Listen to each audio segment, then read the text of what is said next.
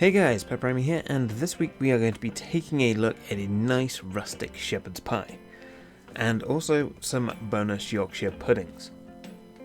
Now for the shepherd's pie you are going to need some sunflower oil to fry the veg, one large onion or two medium onion. I used one red and one white, and that needs to be chopped, 2 to 3 medium carrots chopped, 500 grams of lamb mince. Now it has to be lamb mince as it is a shepherd's pie. Excuse me, I'm a bit of a stickler, me seats.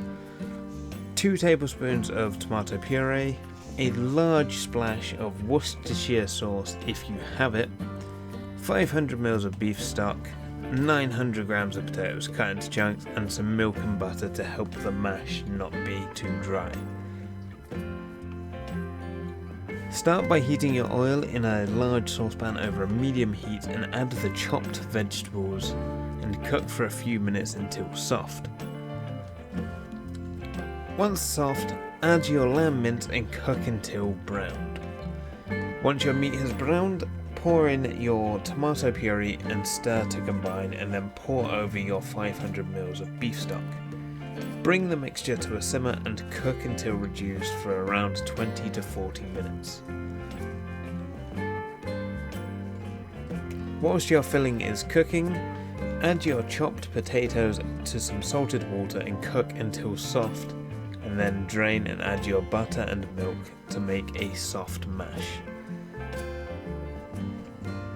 To prepare your Yorkshire puddings, add 140 grams of plain flour, 4 eggs and 200 ml of milk to a mixing bowl and whisk until smooth.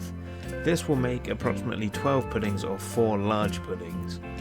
You can also season the puddings with some salt and pepper. Add oil to each muffin pan about a quarter full and add it to a 230 degree preheated oven for 5 minutes. While the oil is heating, pour your shepherd's pie mixture into a baking pan and gently spoon over your mash. You can use the fork to rough up the surface of the potatoes if you prefer a more crisp top, and then add to the oven. You can also add a light sprinkling of grated cheese to the surface of the mashed potatoes. Once your oil has been heated, carefully add the batter mix to the muffin pan and fill each cup up around 3/4 of the way up and place it in the oven with plenty of headroom. Now leave them in there for around 20 minutes undisturbed. Do not open the oven door until the puddings are cooked, otherwise they will deflate and become very dense. Once cooked, serve immediately. You can freeze any leftover Yorkshire puddings for up to a month after cooking. Now this was a great video to make. It was a wonderful taste of home cooking and a great British meal. And it went down an absolute treat at dinner time. Hope you guys liked the video, and if you did, consider subscribing. I hope to see you all again next week.